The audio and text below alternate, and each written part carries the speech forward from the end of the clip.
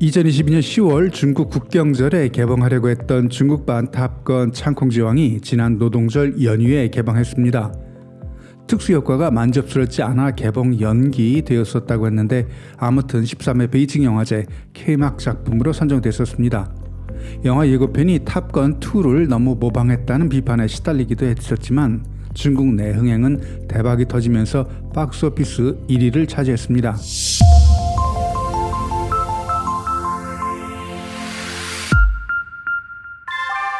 영화 창콩지왕은 중국판 탑건 1이라고도 할 수 있습니다. 탑건이 미 해군의 전폭적인 지원을 받아 제작된 영화였다면 이 창콩지왕은 중국 공군의 지원을 받은 것이 아니고 제작 주체가 된 영화입니다. 중국 밀리터리 영화의 특징일 수도 있는데 영화를 예술과 오락으로 보는 우리와는 달리 중국은 1930년 40년대 국공내전 때부터 영화를 예술 오락의 가치보다 정치의 선전의 목적을 더 중요시 해왔기 때문에 지금도 밀리터리 영화에 대한 중국군의 지원과 규모는 상상을 초월하는 수준입니다. 하지만 이번 중국 공군이 지원했던 창콩지왕처럼 모든 애국주의 밀리터리 영화가 흥행에 성공하는 것은 아닙니다.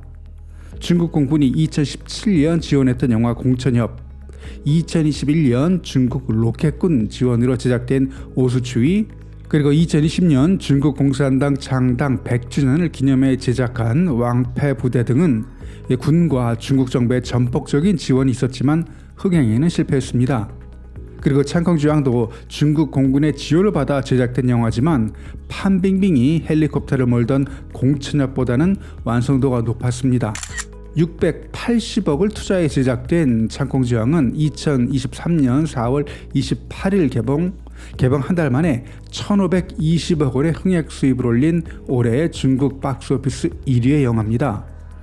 개봉 전부터 예매 액수만 200억 원이 넘을 정도로 올 상반기 중국에서 가장 큰 인기를 얻은 영화인데요. 신인 감독의 중국에서 가장 인기 있는 남자 연예인 왕이버 후준 주연의 밀리터리 영화로 탐 크루즈의 탑건 1보다는 이 머큐리 우주선 개발을 다룬 1983년 영화 The Right Stuff의 내용적으로는 더 가깝습니다.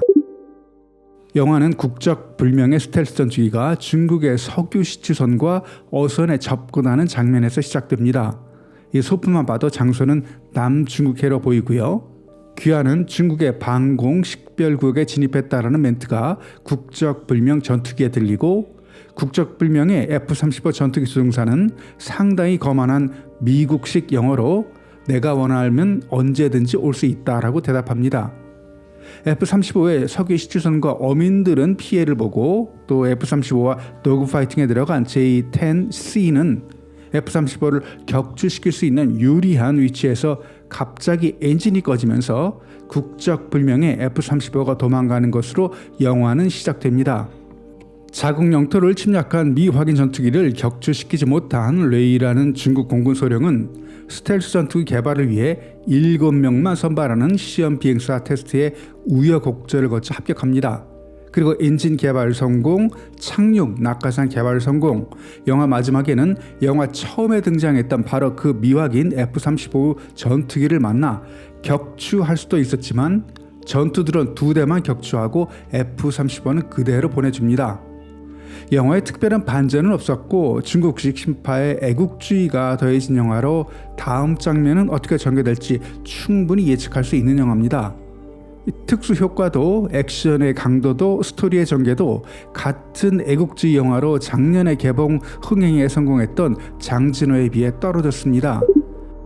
중국 공군이 지원했고 영화가 애국주의를 기본으로 깔고 간 영화라 글로벌 타임즈는 스릴 넘치는 공중전 장면을 극찬하면서 젊은 시험 비행사들과 중국 항공 개척자들 간의 영적인 유대감이 잘 표현되었다라고 했고 하지만 중국 영화 팬들의 반응은 조금 달랐습니다.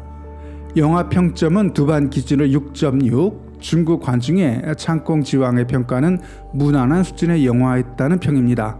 하지만 첨단 스텔스 전투기와 엔진 개발 관련 영화라 중국 밀리터리 매니아들과 일반 영화 팬들 사이의 논쟁도 상당했습니다. 디테일이 중요하지 않다는 의견에 대해서 명작은 디테일 표현도 완벽하다. 디테일에는 제작자의 의도가 반영된다. 영화에서 무시해버리는 부분들 때문에 군에 대한 이미지가 왜곡될 수 있다. 무기에 대한 세밀한 묘사 때문에 군사 기밀이 유출된다는 건 오버다. 군사 관련 뉴스나 주하의 에어쇼 등의 행사에서는 수많은 고화질 사진과 영상이 돌아다닌다. 그리고 잘못 고증된 내용을 지적하는 중국 밀리터리 매니아들의 의견도 적지 않습니다. J-10C는 시리즈의 최신형 기체로 위상 배열 레이더가 장착돼 있다. 하지만 영화에 나온 후드 디스플레이를 보면 고도와 속도만 표시되고 G포스나 여우, 피치, 롤, 앵글 표시가 없다. 이 정도 디테일은 기본이다. 영화 중간에 나오는 J-16은 4.5세대 대형 다목적 전투기로 영화 속 J-16은 세부 디테일이 형편없어 모형인 걸 바로 알 수 있다.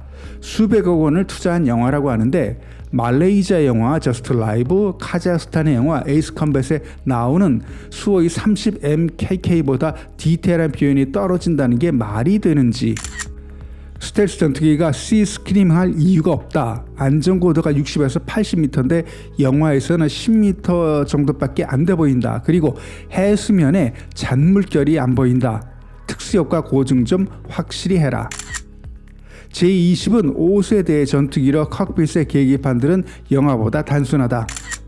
F-35는 제공 전투기가 아니라 다목적 전투기로 강한 기동성을 갖고 있지 않다.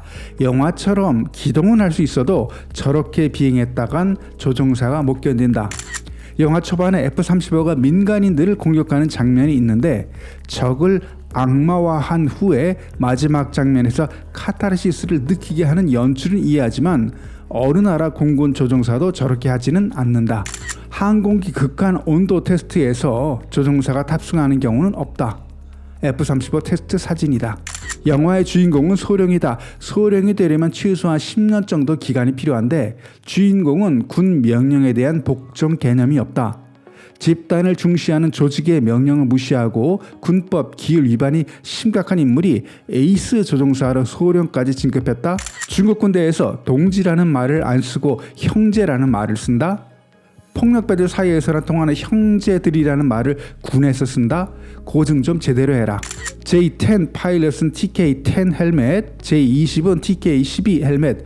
고증은 정확해 보이지만 원래 고글은 반투명이다. 영화 때문에 투명으로 한 것 같다. 밀리터리 매니아들이 아니고 일반 영화 팬들이 보면 크게 신경 쓰지 않을 부분들인데요. 반면 영화에 대한 중국 일반 관객들의 평가는 여기에 나온 몇 가지 댓글로 추측할 수 있습니다. 가장 위에 나온 댓글 평점이 1점입니다. 오른쪽을 보시면은 13,044명이나 도움이 됐다는 표시를 했습니다. 이 영화 평을 보면 이전에 친구가 강력 추천해서 오늘 영화를 봤다.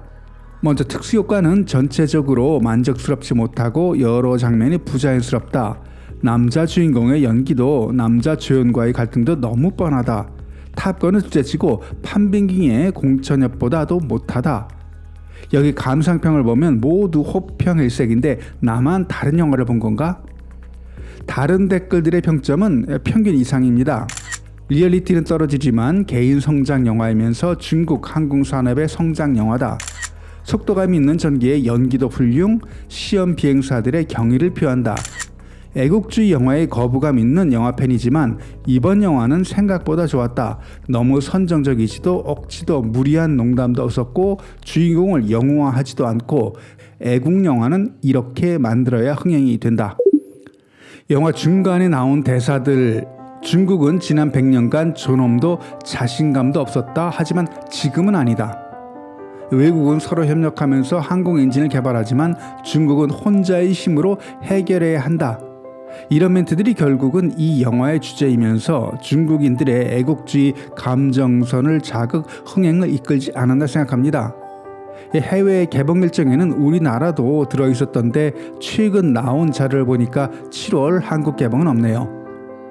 이런 애국주의 영화는 시간이 지나면 유튜브나 페이스북에 소리 소문 없이 올라오기도 하니 참고하시고요.